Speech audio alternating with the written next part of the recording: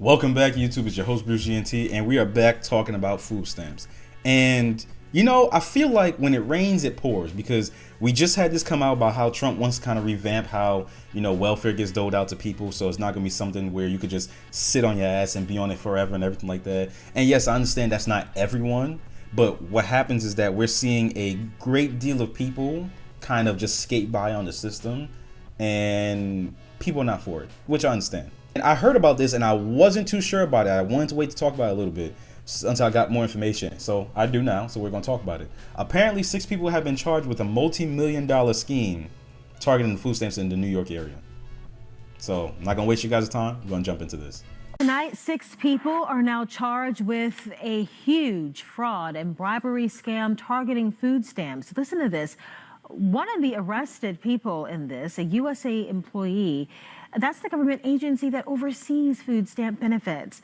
According to the Justice Department, the group set up a network that supplied approximately 160 unauthorized EBT terminals to stores across the New York area. Those terminals then illegally processed more than $30 million in EBT transactions. And the USDA employee who's charged actually worked in the division responsible for identifying food stamp fraud. It's funny, because I'm kind of divided on this on 2 points, right? When it comes to the unauthorized EBT terminals, part of me is like, I feel like these businesses knew about that, because a lot of this stuff is interconnected. Trust me, there's a lot of interconnection when it comes to like a lot of the crime that goes on, especially in big cities like New York. Everyone knows everybody.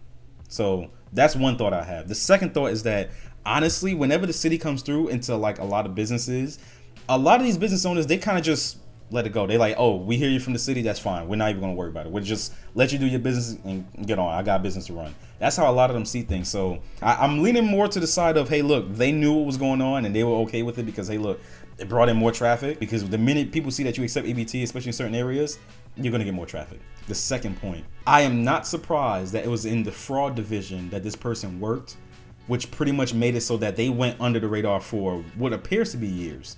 Because I'm jumping to another video in a quick second, and I'm pretty sure this has been going on for a while, but when it comes to how much they stole in total, $66 million. And I know that's not within a year. If it's within a year, whoa, that's fucking crazy. Because that really tells you the amount of fraud that's been going on and how we need to really delve deep and monitor these government organizations, because this is something that's been going on for years. I just know it.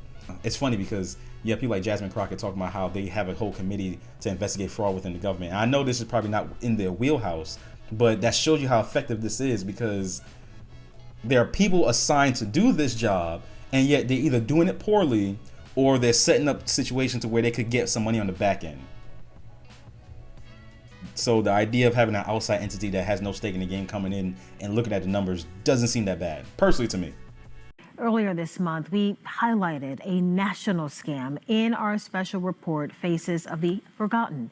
Thousands of people in Alabama have had millions of dollars stolen from their EBT accounts.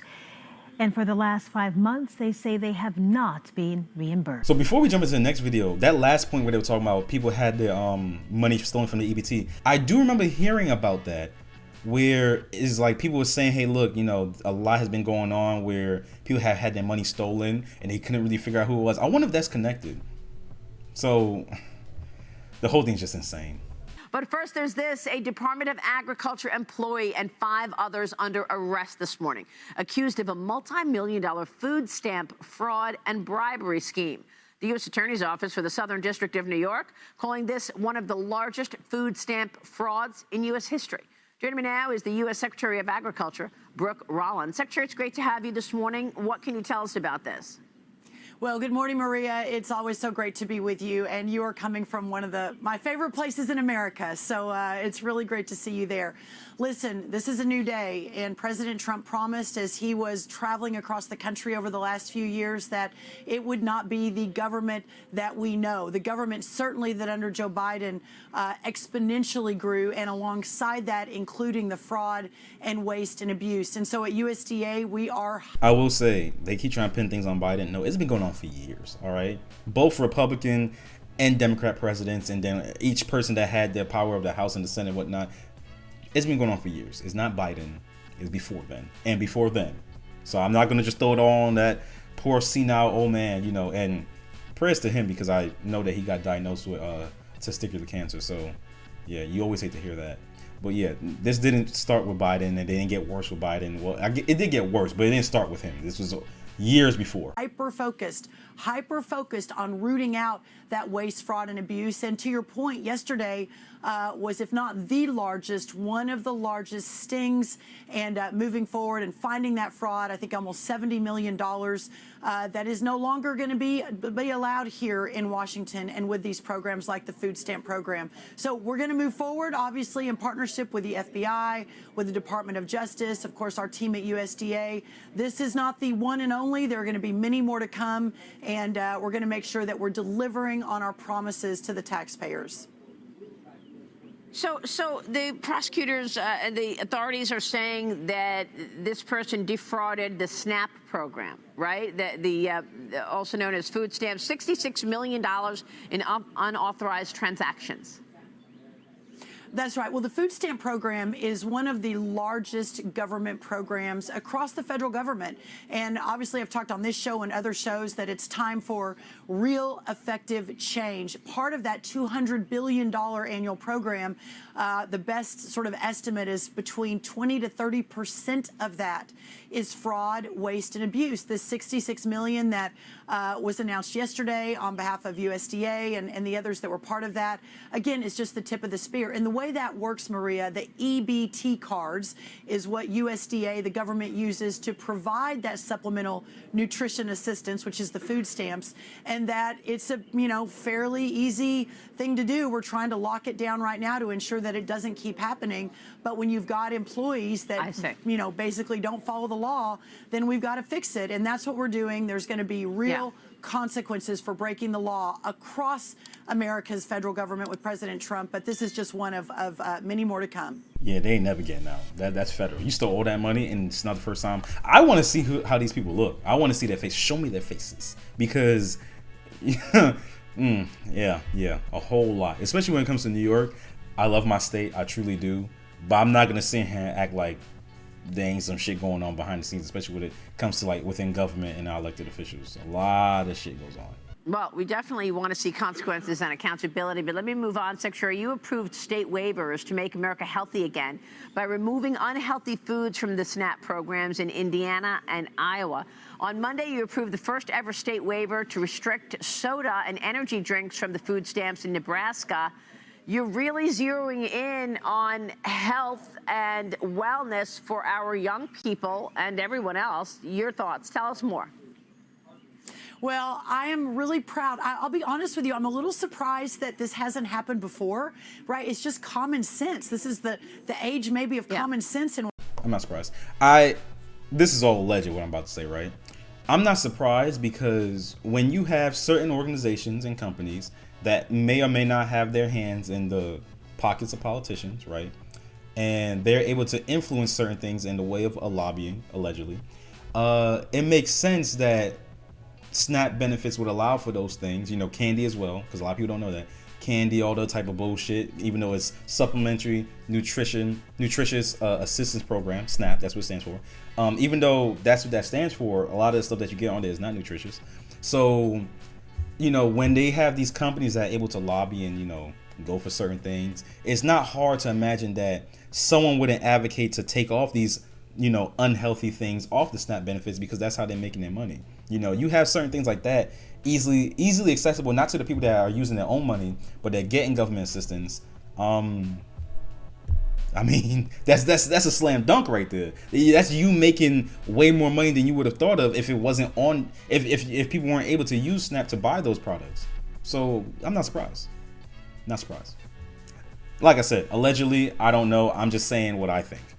In Washington, that taxpayer dollars were being used to fund lower income Americans' purchase of sugary drinks and junk food. Now, if they want to use their own money to do that, of course, that's fine. It may not be the best health choices, but the fact that taxpayers have been funding this in a massive program, the number one purchase with using taxpayer dollars was on sugary drinks. So I guess for years, none of those waivers that have been submitted by the states have been approved, but we already approved Nebraska was first. Iowa and Indiana were last week. And then we've got several more announcements in the coming week, and then hopefully many, many more to follow. And this is bipartisan, Maria. This is not just, Republican governors. It's Republican and Democrat working together to ensure that we're providing the right sort of programming that we need for our lower income Americans. Now, Secretary, the last time we spoke, I believe the president had just done a deal with the UK on trade. You were traveling there. You're going now to Rome next week. You'll reinforce the administration's expectations for improved agricultural market access to Italy and the rest of the European Union. What would be a victory for us? What markets do you want to see open in Italy and the rest of the EU? Well, Italy is next week. In a couple of weeks, I head to India and Vietnam and Japan. Then we circle down to South America. It's time to open the markets for our agriculture producers. So as we head to Italy, we've got a $44 billion trade deficit with Italy just on agricultural products. I'm sorry, that's across the markets, but $44 billion. We send soybeans and wheat, kind of some feed additives for some agriculture products, but we bring in a lot of their wine, a lot of their pasta. We've just got to get these markets open. And it's not just the tariff side and ensuring that we've got the reciprocity that the president has been so focused on and just done such a great job for our country, but it's also on the non-tariff trade barriers. The EU and other countries around the world have used some of those based on. She's done talking about basically what I wanted to focus on for this video. Last note, that's actually really good. I mean, if we're in such a deficit with these countries, we need to make sure that we're making up for what we've been losing out on when it comes to that income, because daddy government needs some money. That's one thing being in the military I experienced, man. The government wants their money. Actually, I find it kind of funny that we're in such a deficit with certain countries, because when it comes to its own people, the government has no problem reaching into your pockets with their grubby little fingers and pulling out whatever they need. Thieves. I'm not saying allegedly. I'm not saying that. I don't believe the government's thieves. I love my government, of course. But yeah, all in all, look, there's a lot that's going to have to get revamped when it comes to programs like this, because not only is there fraud when it comes to people that are using it, the amount of people that are using it that are committing fraud, unknown, but still one too many, especially when it's at the expense of the taxpayer, and then the type of food that people are being fed and giving to their children. One is too many. Also on the side of the people that's supposed to make sure that fraud doesn't happen within programs like this, we're gonna weed that out as well, which I see nothing wrong with. I see nothing wrong with them getting rid of sugary drinks when it comes to that, because I don't think that's something that, not just the taxpayer, that's not really what I'm worried about. I'm worried about the children, because more often than not, a lot of these people that are on these benefits are single mothers or single parents that have children, one or many, doesn't really matter, and they're giving their children these things because it's easily accessible through the food stamps. I don't think that's right. I think that's kind of wrong, because these children are growing up and it's so much that goes into it. But maybe I might do a video on that later. Well, you guys, that's it for this video. You already know the drill. I say it time and time again. If you enjoyed the video, leave a like, comment down below, tell me your thoughts. I already know how some of you guys feel about when it comes to, what should be allowed on food stamps and everything like that. But how do you feel about this whole fraud case? I mean, do you think this is something that's been going on for years, or something that just kind of sparked up? Do you feel like it wouldn't have gotten found out if Doge wasn't poking their little noses into it, or it just happened to get found out? Let me know in the comments down below, and subscribe if you want to see more. Peace.